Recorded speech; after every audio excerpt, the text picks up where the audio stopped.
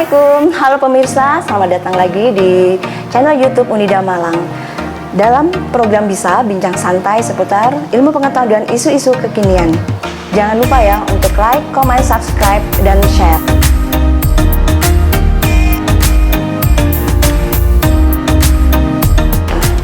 Dalam bincang santai kali ini, kita akan membahas tentang pentingkah koperasi bagi petani.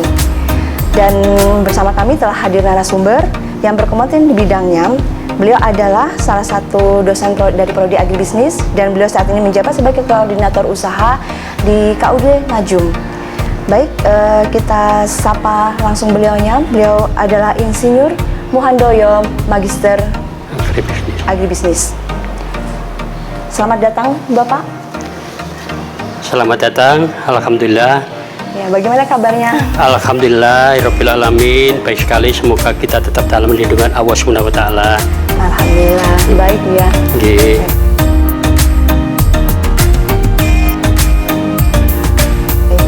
Terkait dengan tema kita kali ini, Bapak, kan saya dan juga tentunya sahabat-sahabat Unida sangat penasaran sekali gitu ya.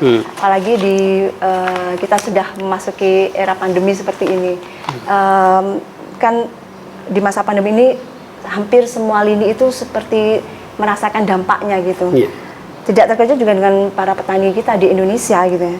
Dari beberapa referensi banyak sekali yang menyebutkan ibaratnya kayak semakin kencang gitu dirasakan oleh para petani gitu ya.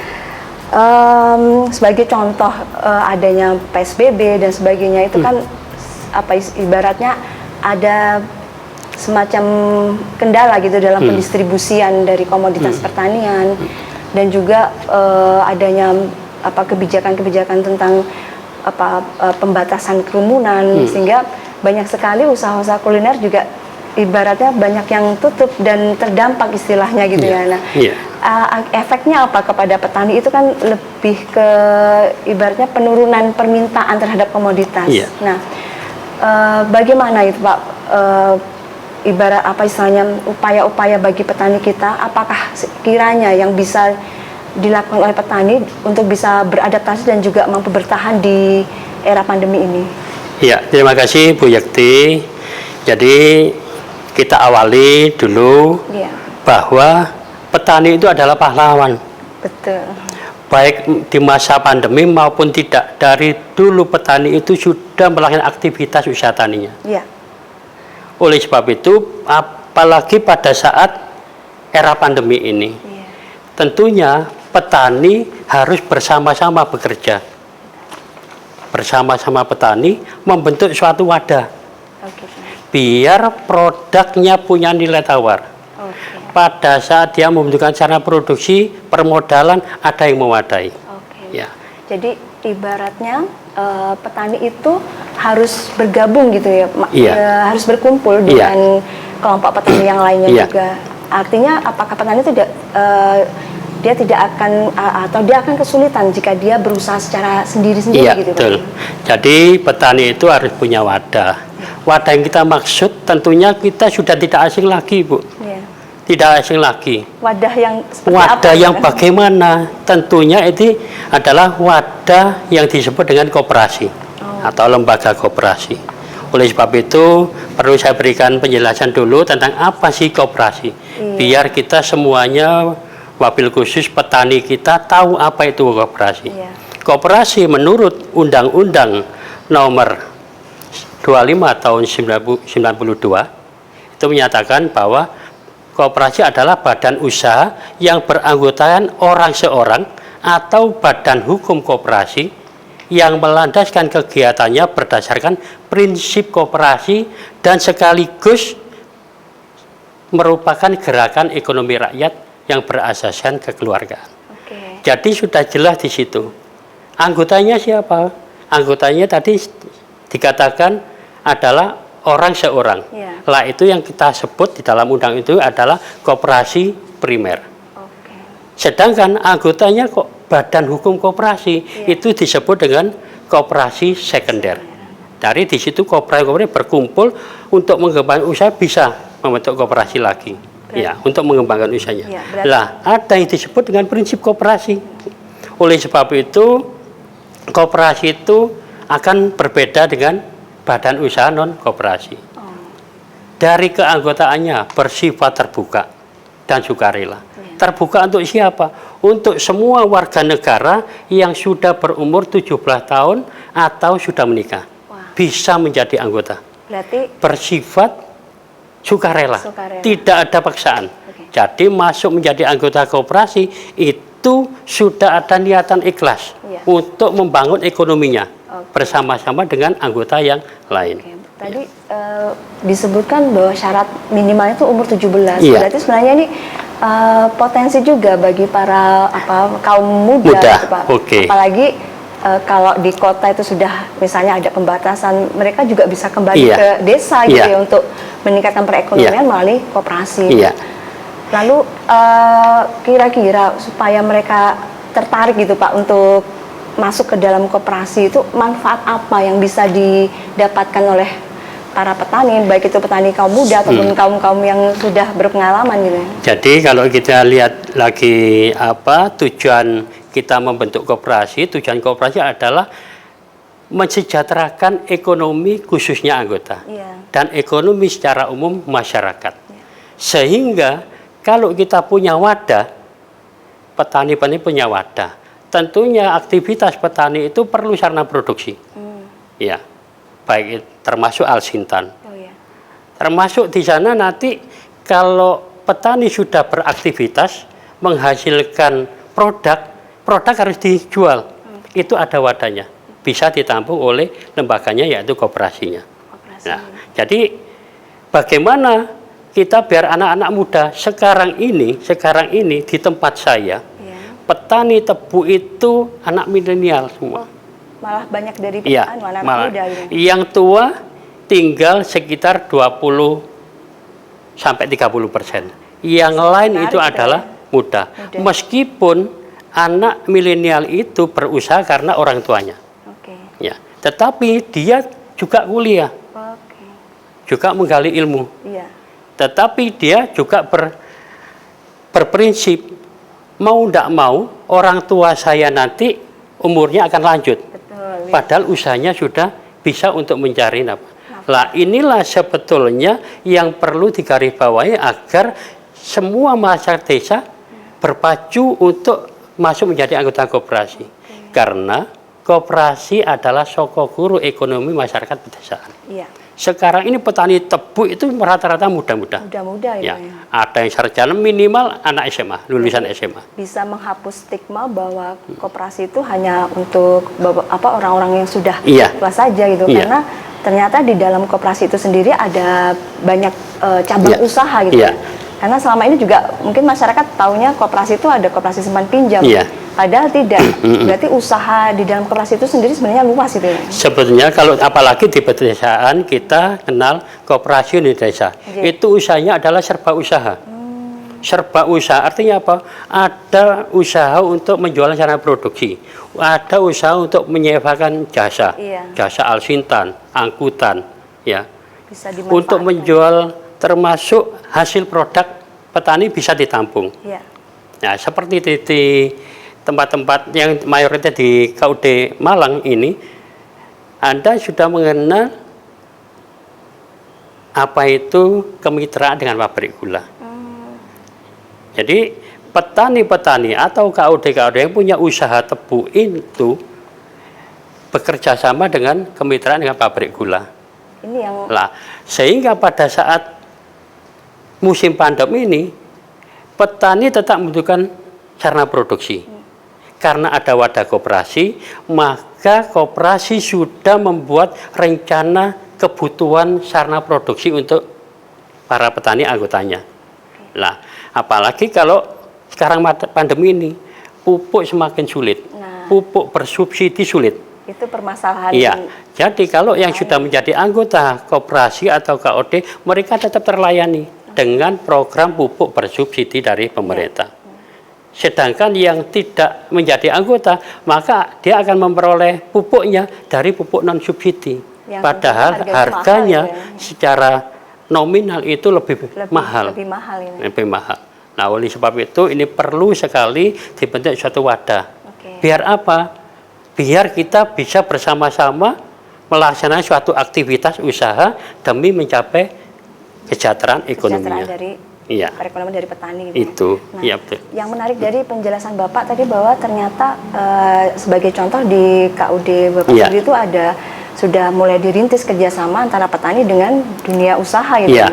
Berarti itu apakah dengan koperasi ini ada jaminan gitu ya, Pak?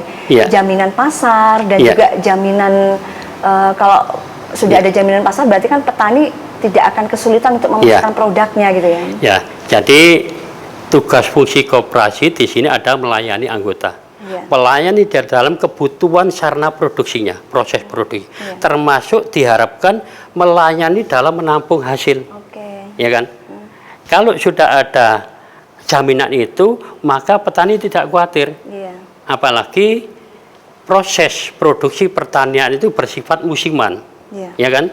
Manakala proses produksi sudah menghasilkan output, maka kuantumnya menjadi banyak. Betul. Secara teori ekonomi akan mempengaruhi pasarnya, ya kan? Karena nanti akan berpengaruh terhadap harga akan turun. Oleh sebab itu harus ada wadahnya. Syukur-syukur nanti harapannya petani koperasi itu selain menampung bahan baku bisa diolah, rubah bentuk. Betul. Ya. Tapi minimal dia harus mampu untuk membeli hasil petani, karena kebutuhan petani permodalan termasuk pinjaman itu juga menjadi jaminan daripada koperasi. Ini yang menarik Jadi koperasi apa istilahnya menjamin juga permodalan gitu. Karena kita tahu bahwa petani itu juga rata-rata memiliki modal yang terbatas karena usaha mereka skala kecil dan sebagainya. Petani kita itu kan petani kecil ya. Dulu dikatakan gurem. Sekarang kalau petani tebu itu tidak ada petani gurem, Bu. Petaninya besar-besar. Sekarang orangnya ya cukup-cukup.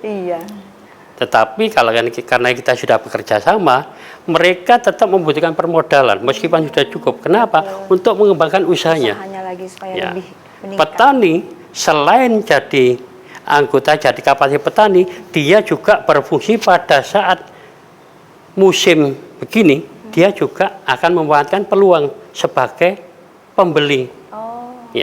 Nanti dijual. Entah itu adalah salah satu peluang. Oleh sebab itu kalau kita sudah bangun wadah suatu koperasi, maka di situ banyak peluang. Termasuk milenial anak muda-muda itu bisa membaca peluang.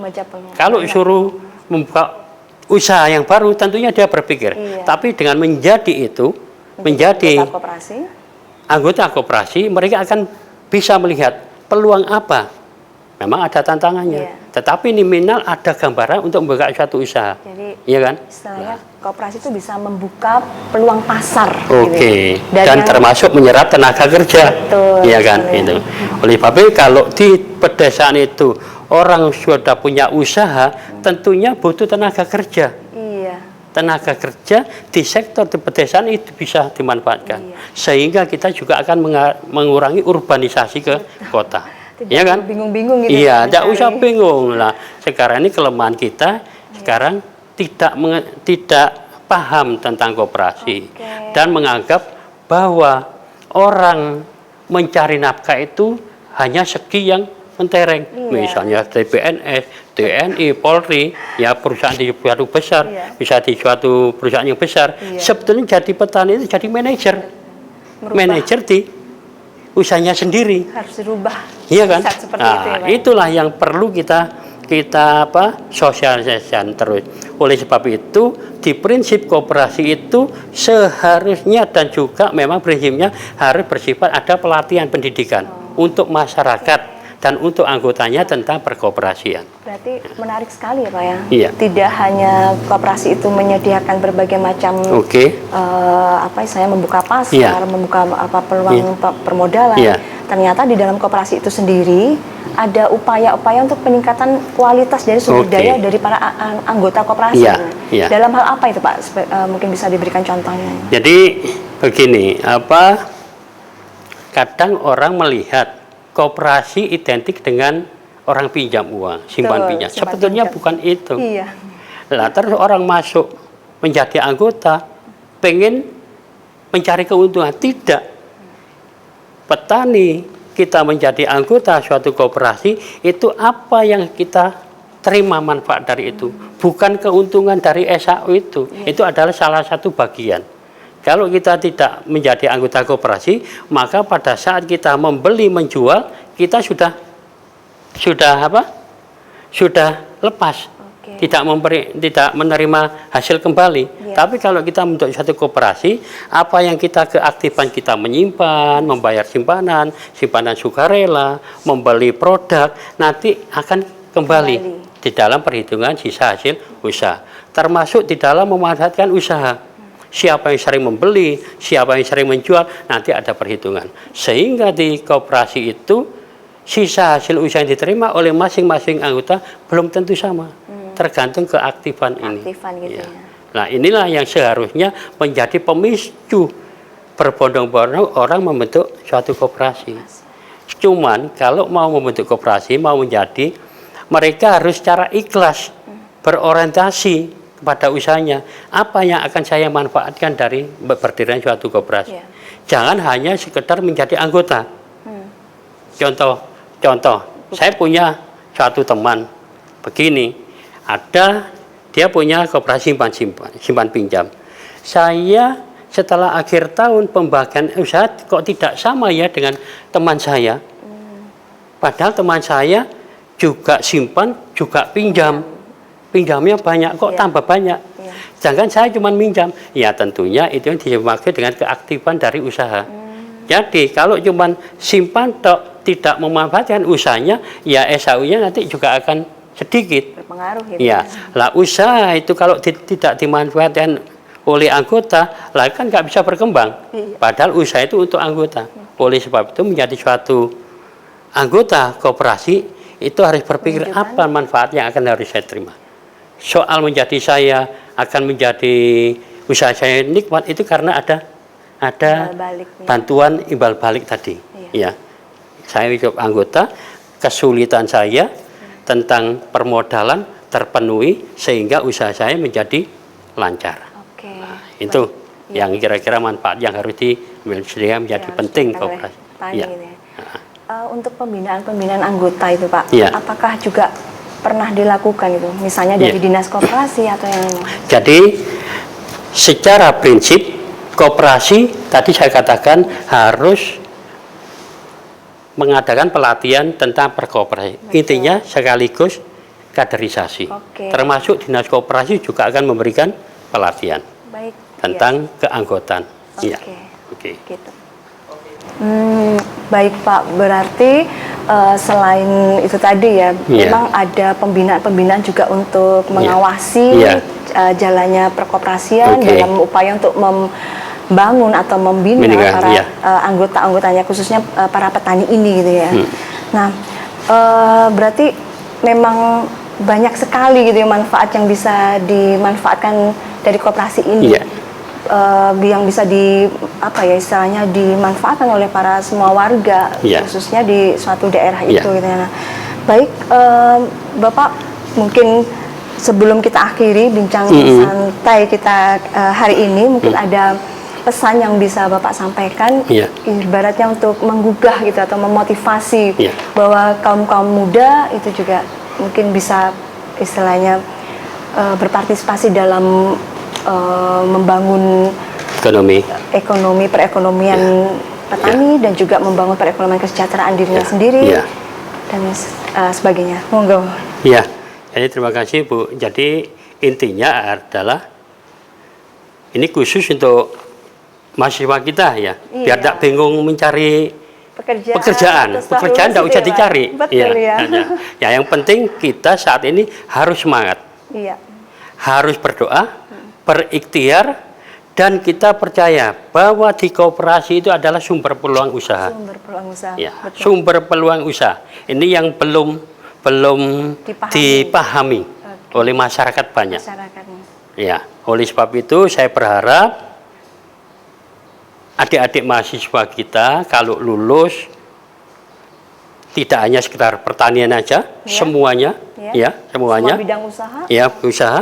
Bahkan saya aja, background saya, sarjana pertanian, sosial ekonomi, ya.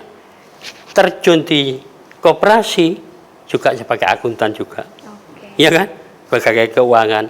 Oleh sebab itu kita tidak boleh membatasi ruang lingkup ilmu yang kita terima dari sekolah. Oleh sebab itu bukalah mata, cobalah cari inspirasi, ya di luar. Ternyata di luar terlalu banyak sekali peluang-peluang usaha. Saya sendiri saat masuk di koperasi, saya di koperasi itu tahun 1989. Betul. Saya lulus Lama sekali. dari Wisnuwardana karena saya anak embarepnya Wisnuwardana, tahun 85 Sarjana Muda, S1 86. Ya, itu langsung ikut program pemerintah jadi konsultan. Ternyata di sana banyak sekali. Saya orang kota, bekerja di desa, tidak apa-apa. Yang penting nikmat, halal. Di sana ternyata banyak sekali. Saya ingin mencontoh, sehingga saya bisa berusaha tani, nanam tebu. Alhamdulillah, bisa punya istri, punya anak, bisa berhaji. Alhamdulillah. Nah, inilah anak-anak kita, adik-adik kita, harus kita buka wawasannya. Jangan punya image koperasi cuma simpan pinjam, bukan. Itu bagian salah satu usaha. Nanti di sana akan ada kenikmatan. Ya. Oleh sebab itu kita tetap semangat, kobarkan jiwa wirausaha. Jangan pesimis. Jangan pesimis, jangan bertekuk lutut. Iya, kita sesering berdoa, sesering berusaha. Insya Allah akan mengabulkan. Itu yang bisa saya sampaikan, Ibu Yekti. Semoga ini bermanfaat bagi seluruh pemirsa, utamanya anak-anak saya atau mahasiswa saya, ya di Universitas Wisnuwardana Malang ini khususnya. Semoga kita punya alumni tidak ada yang tidak berprestasi untuk mencari nafkah. Harapan kita ilmu apapun akan bermanfaat manakala kita bisa mengeterapkan. Itu yang bisa saya sampaikan. Di akhir kata, manakala saya menyampaikan ada tutur kata yang kurang berkenan, saya adalah manusia yang penuh dengan kesalahan. Tetapi saya akan berusaha menghilangkan kesalahan itu seminim mungkin. Itu yang bisa saya aturkan. Akhir salam, wassalamualaikum warahmatullahi wabarakatuh. Baik, terima kasih Bapak. Banyak sekali pengalaman-pengalaman juga ilmu yang kita sudah dapatkan dari Bapak Insinyur Muhammad Handoyo tadi. Ibaratnya petani harus tetap maju gitu Pak ya. Dimanapun, kapanpun, dan sampai kapanpun. Sebagai untuk membantu, dan koperasi juga sebagai sokok guru perekonomian Indonesia. Amin. Baiklah, demikian para sahabat setia UNIDA dimanapun berada, demikian bincang santai kita kali ini. Semoga apa yang telah kita bahas dapat memberikan manfaat yang besar kepada seluruh pemirsa channel YouTube UNIDA Malang. Dan jangan lupa ya untuk like, share, komen, dan subscribe sebanyak-banyaknya agar tidak ketinggalan informasi-informasi menarik yang ada di YouTube channel UNIDA. Terima kasih Bapak, Ibu, Mas, Mbak, dan dimanapun berada. Sampai bertemu kembali di lain kesempatan. Assalamualaikum warahmatullahi wabarakatuh. Waalaikumsalam warahmatullahi wabarakatuh.